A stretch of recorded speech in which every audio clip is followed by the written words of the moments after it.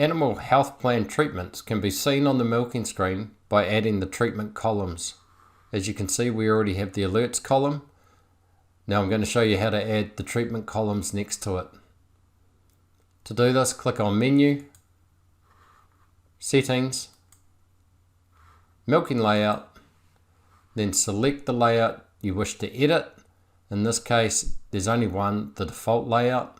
Click on the edit icon, then go to the Columns tab. There's the alerts already there. Add the next two, Health Plan Treatment Details, Health Plan Action. Now that we've added those two, click Save. Make our way back to the milking screen. Now that we've added the treatment columns, treatment details and action, the details of the treatment plan will show up in these columns.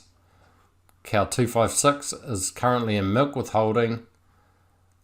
Treatment was given yesterday. The next one's due today. Right rear, and it's in milk withholding.